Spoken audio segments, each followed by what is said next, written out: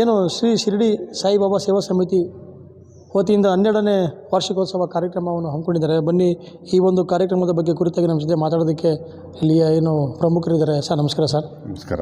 ಏನು ಸರ್ ಕಾರ್ಯಕ್ರಮದ ರೂಪುರೇಷೆಗಳು? ನಾನು ಈ ಶಿರಡಿ ಸಾಯಿ ಸೇವಾ ಸಮಿತಿಯ ಕಾರ್ಯದರ್ಶಿ. ನನ್ನ ಹೆಸರು ಗುರುಸಿದ್ದಪ್ಪ ಅಂತ.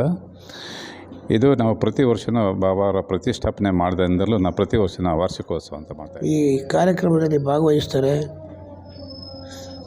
ಶಿರಡಿಯಲ್ಲಿ ನಡೀತಕ್ಕಂಥ ಎಲ್ಲ ಕಾರ್ಯಕ್ರಮವನ್ನು ಕೂಡ ನಾವು ಕೂಡ ಚಾಚು ತಪ್ಪದೆ ಬೆಳಗ್ಗೆ 5:15 ಗಂಟೆಯಿಂದ ಇದ್ದು ಸಾಯಂಕಾಲ 9 ಗಂಟೆವರೆಗೂ ಆ ದಿನ ಎಲ್ಲ ಪೂಜಾ ಕೈಂಕರ್ಯಗಳು, ದಾಸೋಹ ಪ್ರತಿಯೊಂದು ಕೂಡ ನಡೀತಿದೆ. ಅದಕ್ಕೆ ನಮ್ಮ ಭಕ್ತಾದಿಗಳೆಲ್ಲರೂ ಕೂಡ ಬಂದು ಇಲ್ಲಿ ಮಾಡಬೇಕಾಗಿದೆ. ಮಧ್ಯೆ ಮಧ್ಯೆ ಭಜನೆ ಇರ್ತದೆ.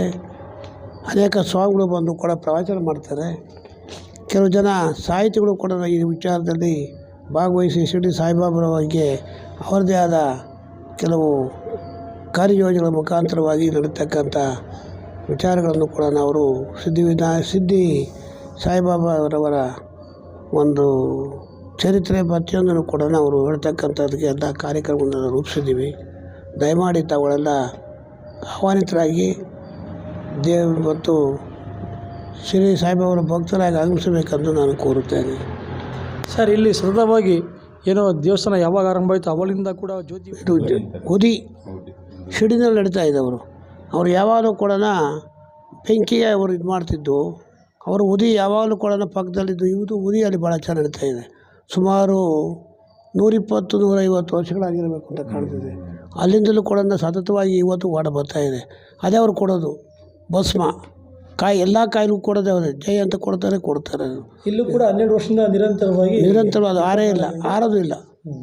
24 ಗಂಟೆ ಪ್ರತಿ ತಿಂಗಳೂ ಕೂಡ ಅದಕ್ಕೆ ಆಗಿರ್ತಕ್ಕಂಥ ಒಂದು ಸೌದೆ ಒಂದೇ ನಾವು ಮಾಡಿದ್ದೀವಿ. ಬೇರೆ ವ್ಯವಸ್ಥೆ ಮಾಡಿದ್ದೀವಿ. ತಿಂಗಳಿಗೆ 1-1.5 ಟನ್ ಬೇಕಾಗ್ತದೆ. ತಿಂಗಳಿಗೆ ದಾಸೋಹ ಎಲ್ಲ ಯಾವ ರೀತಿ ಇರುತ್ತೆ ಸರ್? ದಾಸೋಹದಲ್ಲಿ ಪ್ರತಿದಿನ ಕೂಡ ಮಾಮೂಲಿ ಸಿದ್ಧಗಂಗಾ ಮಠದಲ್ಲಿ ಯಾವ ರೀತಿ ಹಾಕ್ತಾರೆ ಆ ರೀತಿ ಉತ್ತಮವಾಗಿರ್ತಕ್ಕಂಥ ಸಸ್ಯಾಹಾರ, ಅನ್ನ ಸಾರು, ಏನಾದ್ರು ಒಂದು ಸ್ವೀಟು ಮತ್ತು ಒಳ್ಳೆಯ ತರಕಾರಿ ಎಲ್ಲರೂ ಮಾಡ್ತೀವಿ. ಏನಿದು ಆನ್ಲೈನ್ ಟಿವಿಯ ವೀಕ್ಷಕರೇ, ಏನು ಲೋಕಸಭಾ ಸದಸ್ಯರಾದ GS ಬಸವರಾಜರವರು ಇಷ್ಟೊತ್ತು ನಮಗೆ ಏನು ಮಾಹಿತಿ ತಿಳಿಸ್ಕೊಟ್ಟಿದ್ದಾರೆ. ಇನ್ನು 12ನೇ ವಾರ್ಷಿಕೋತ್ಸವ ಕಾರ್ಯಕ್ರಮದ ಬಗ್ಗೆ ನಮಗೆ ಸಾಕಷ್ಟು ವಿಚಾರನ ತಿಳಿಸ್ಕೊಟ್ಟಿದ್ದಾರೆ. ದಾಸೋಹ ಸೇರಿದಂತೆ ವಿವಿಧ ಕಾರ್ಯಕ್ರಮಗಳು ಕೂಡ ಸಾಂಸ್ಕೃತಿಕ ಕಾರ್ಯಕ್ರಮಗಳು ಇರುತ್ತೆ. ಆನ್ಲೈನ್ ಟಿವಿ ಇದು ನೈಜ ವರದಿಗಳ ಭಂಡಾರ. ನಮಸ್ಕಾರ.